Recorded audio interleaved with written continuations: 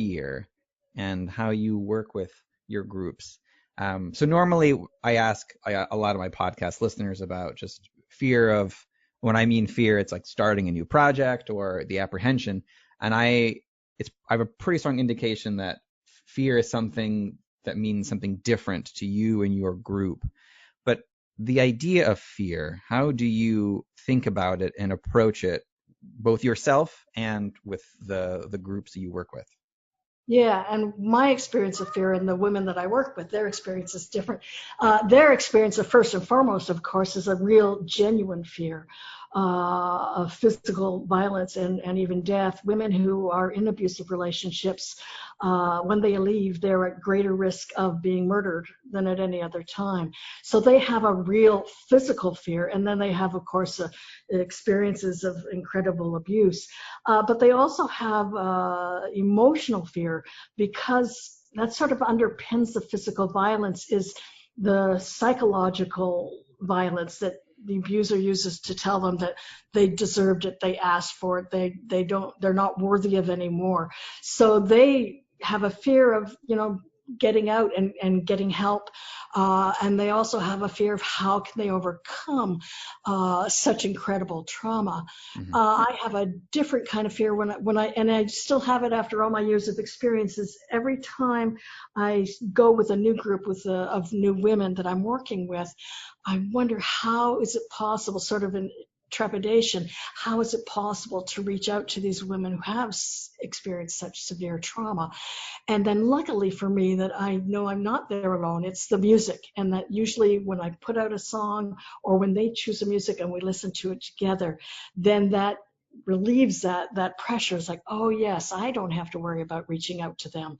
The music reaches out and opens the door for them.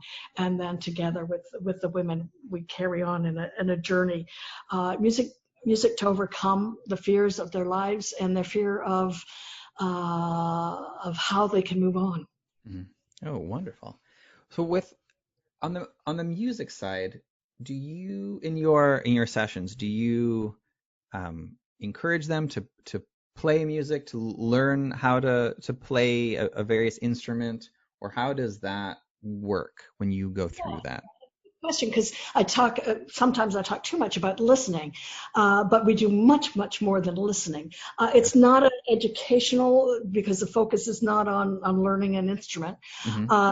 But what it is we first start out listening to other women's songs, because the women I work with have so long been silenced by their abuser, and sometimes by a culture that, organizations that don't listen to them, don't believe, police that come and then don't intervene effectively. So we listen, and they hear their stories in other women's songs, and they can think, oh, okay, maybe I'm not the only one. Here's a very important singer-songwriter who's got a hit song that talks about male violence against women.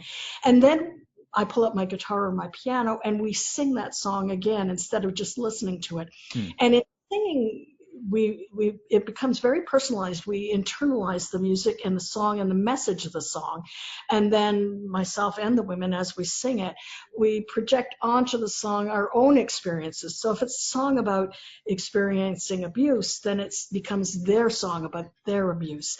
And it breaks that sort of that social barrier where it's like, okay, maybe my abuser tells me that it's all my fault, but I see this important, big name, powerful woman, and she had the same experience. So maybe it's not her fault, and maybe it's not my fault either. And then we move to writing songs. And so they may start with the lyrics first, or we may hum and improvise a little vocally, whichever goes easiest for each woman. It's very individualized. And then they write their songs. I work with them, and they sort of tell me what kind of style they want their song to be in. Almost all of them have listened to a lot of music, but have not actually done any writing. So that's a little bit of a fear there too. Mm-hmm. But I do things like listening to, singer-songwriters of diverse sort of styles. So we listen to Tracy Chapman, who's very simple. Her words, her language, but her ideas are profound. And so that they can learn that it doesn't have to be poetic. It doesn't have to be this fancy schmancy kind of thing, as long as it's their authentic voice. And then the women record the songs, and they can choose if they want to record it themselves with me accompanying. I usually lay down a few tracks, and then they sing along with the tracks, and then I can fade out mine. Or sometimes they just want me to do it. They're not feeling quite confident enough. But it's very powerful for them to hear their songs recorded. It's a true gaining of and reclaiming a voice, not just a metaphor. It's a real thing.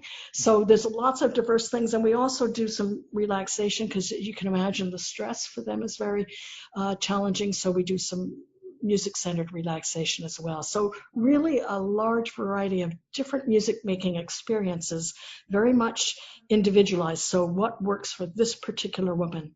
And then I move to the next woman in the group, and what works for her might be very different. Mm-hmm. Good to know.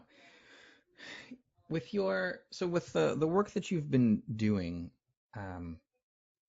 what types of resources are available out there for women who are looking to either find a program such as yours, or ones that are seeking help? What are some places that you recommend they start with and look for? Yeah, and there aren't even enough shelters in the U.S. or even in Canada for the greatest need.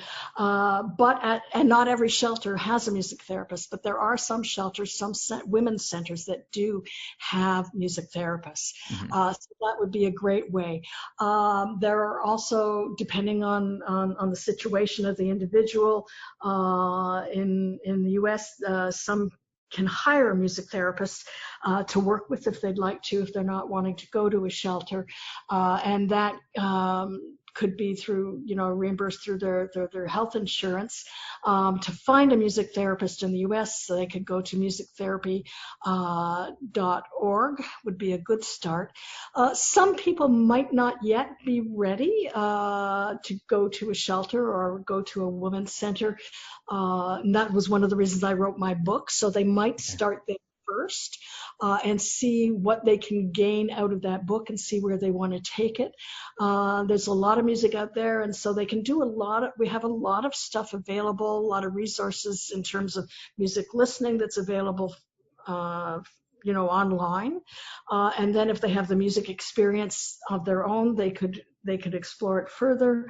But if they really want to delve deeper, and if they really want the support, maybe they don't have a background in music making, then I would suggest getting a music therapist for some support. Okay, excellent. Thank you. So with everything that you have worked on and experienced over these few years, what would you say has been the best advice that you have ever received? In everything? Yeah.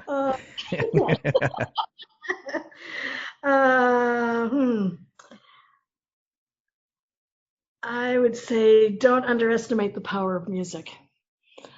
And it's funny, I know how powerful it is, but sometimes you forget it. And sometimes as a music therapist, I'm looking at music for the women I'm working with rather than myself.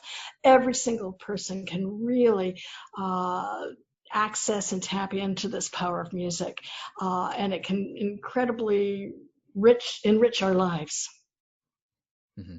Wonderful. So, again, thank you, Sandi, for joining me today. I really appreciate it. If the listeners would like to buy your book or hear more about what you're working on, where is the best place they can go to do that?